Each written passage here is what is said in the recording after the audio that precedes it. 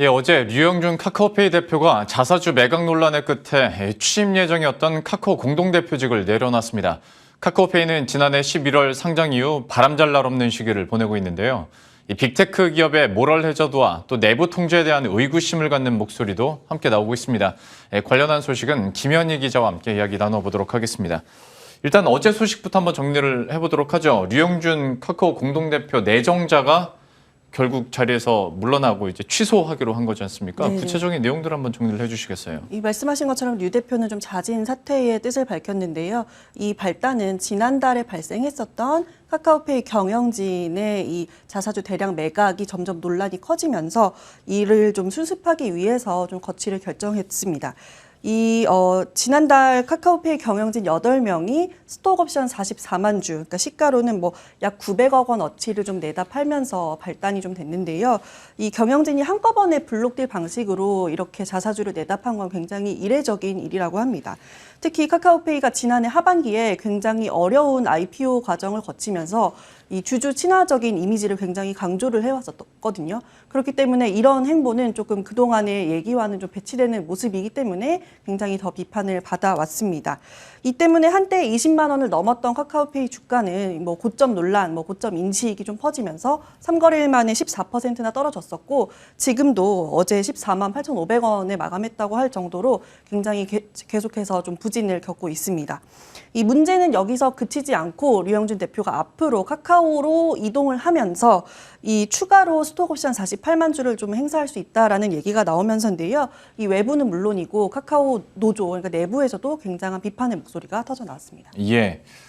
사실 스톡옵션을 현금화 시킨다는 것 자체가 불법은 아닙니다만은 경영진의 도덕적 해이 얘기는 나올 수밖에 없거든요. 개인 투자자들도 이래서 열이 지금 받아 있는 상황인 거고 좀 비판들은 계속 제기되고 있는데 주요 쟁점도 한번 정리를 해볼까요?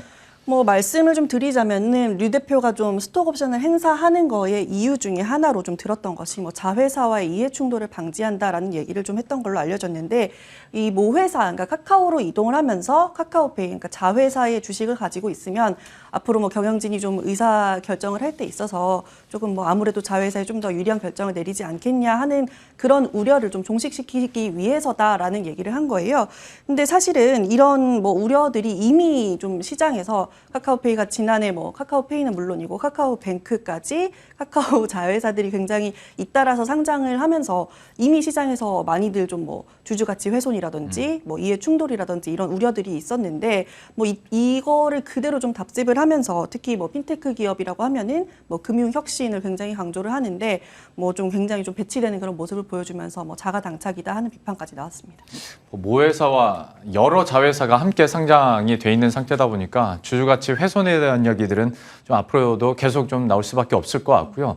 또 카카오페이와 관련해서는 최근에 보안과 관련된 논란도 있었잖아요. 예, 뭐 일종의 좀 사고가 발생을 했었는데요. 네. 이제 카카오페이 이용자가 휴대전화를 분실을 했는데 거기에서 뭐 수백만 원이 좀 빠져나간 그런 사고가 있었습니다.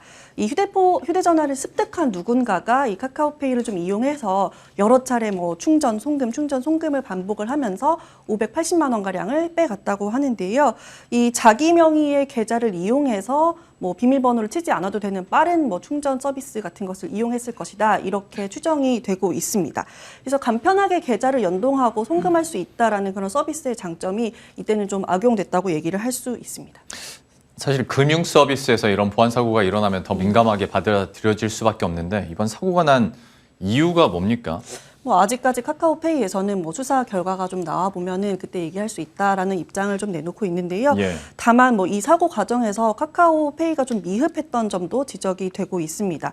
이 피해자가 카카오페이뿐만 아니라 네이버페이도 이용을 하고 있었는데 이 네이버페이에서도 비슷한 식으로 출금 시도가 있었는데 네이버페이에서는 뭐 자동적인 시스템이 작동을 하면서 좀 이상 거래다라고 판단이 돼서 자산이 빠져나가지 않았던 겁니다. 예. 예, 하지만 카카오페이의 경우에는 그렇지 않았는데 이 카카오페이 해명에 따르면 뭐 이상 거래 감지 시스템은 정상적으로 작동을 했지만 최종적으로 결정을 내려야 할 이 인력, 그러니까 사람이 최근에 좀 지원이 바뀌면서 뭐 조금 거래가 정상 거래다라고 판단을 하게 되면서 좀 진행이 됐다라고 해명을 했는데요.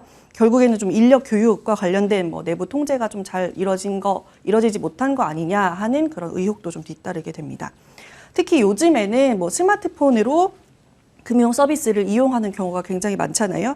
이 전문가들은 금융 서비스가 좀 간편해질수록 아무래도 필연적으로 사고의 발생 확률이 좀 높아질 수밖에 없다라고 얘기를 하는데요. 그래서 뭐 피싱이라든지 이번처럼 부정 출금, 부정 송금, 뭐 부정 결제 같은 그런 이상 거래를 막는 FDS라고 하는 시스템이 굉장히 중요합니다. 이 부분에 대한 전문가 의견도 한번 들어보시죠. 사실은 간편 결제 시스템이라는 게 기존의 공인인증서 쓰고 막 이렇게 복잡한 보안 시스템을 요구하는 것보다는 사고 발생 확률이 높아지는 건 사실이거든요. 사고가 났을 때 원인 분석을 얼마나 빨리 해서 손해배상이 적절히 일어났는가 이런 걸 가지고 이 간편 결제 서비스를 써야 되느냐 말아야 되느냐 그걸 판단하는 게 더 옳다라고 좀 봐요. 참 이렇게 최근에 논란이 되거나 문제가 됐었던 사안들을 간단하게 정리를 해봤는데 카카오페이 입장에서는 아무래도 이제 고객의 신뢰를 어떻게 되찾아올 것인가 이게 가장 급선무가 아닐까 싶네요. 말씀하신 것처럼 카카오페이의 경우에는 지금 금융 서비스를 굉장히 규모를 확장을 하고 있거든요. 예. 뭐 거래액 같은 경우만 봐도 지난해 3분기 동안 전년 대비 41%나 증가를 했고요. 앞으로 또 모바일 주식 거래 시스템, 그러니까 MTS라고 하죠. 출시를 앞두고 있고 또 보험 사업에도 새롭게 진출을 좀 추진을 하고 있거든요. 특히 카카오페이가 그동안 이렇게 금융 사업에 도전을 하면서 성공을 거둬왔던 그 이유에는 이렇게 고객의 친근감이 좀 깔려 있다라는 그런 내부적인 판단이 있거든요. 그렇기 때문에 지금 일련의 사태를 극복할 수 있을 만한 그런 신뢰 회복이 필요한 때라고 보입니다. 특히 카카오페이뿐만 아니라 뭐 토스라든지 네이버 같은 여러 가지 핀테크 사업들이 금융 사업에서의 영향력을 좀 키워가면서 금융 당국도 조금 예의주시를 하고 있거든요. 이 금융이나 금감원 같은 경우에는 최근에 모두 뭐 빅테크의 뭐 관리 감독이라든지 뭐 규제라든지 소비자 보호 문제를 좀 언급을 하면서 앞으로 좀 꾸준히 감독 역량을 좀 키워 나가겠다라는 신호를 보내고 있습니다. 예. 지금까지 김현희 기자와 함께했습니다. 잘 들었습니다. 좋습니다.